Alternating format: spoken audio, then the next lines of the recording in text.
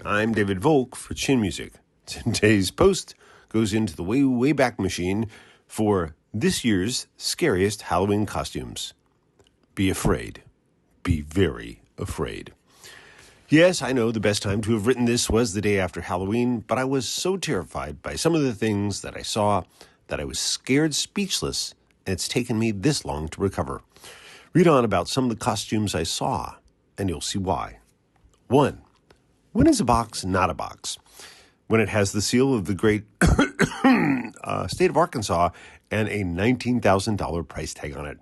What's truly scary about Governor Sarah Huckabee Sanders' $19,000 lectern isn't the cloaking device or the anti-journalist lasers that surely must be included at that price.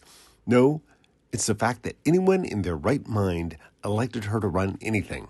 But then again, they are from Arkansas. Number 2, a ghost with a vote for me sign. When I asked her who she was supposed to be, she said she was going as Speaker of the House, Mike Johnson.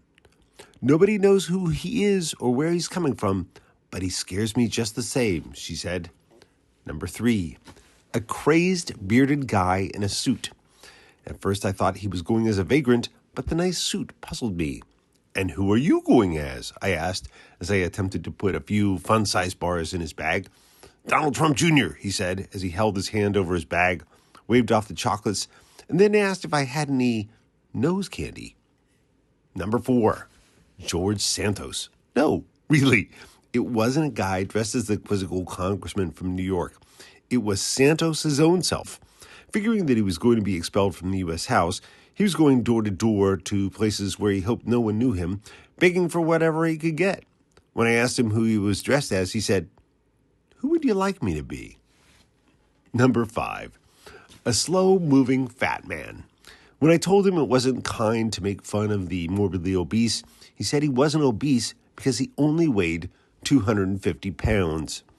That's the trouble with you nutbags in Sioux Falls, he said, looking like he was warming up for an hours-long rant, then suddenly stopped, appeared confused, and after about 30 seconds of silence, began talking about his beautiful election and his beautiful crowds.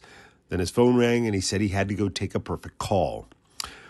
Number 6, Alec Baldwin covered in rust. I don't care if he is liberal. I refuse to give him candy on the grounds that he skeeved me out. Number 7, a man in a wrestling outfit. What is up with all these adults trick-or-treating without their kids this year? I don't really know who he was, but he wasn't wearing a jacket despite the cold. He talked really fast, and he demanded to be let into my house to investigate the weaponization of Halloween candy. Oddly, he visited 3 times, so I gave him less candy each time and finally stopped answering his knocks altogether. I had had enough for the night.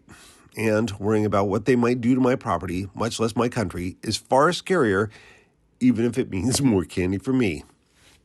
I've been David Volk for Chin Music.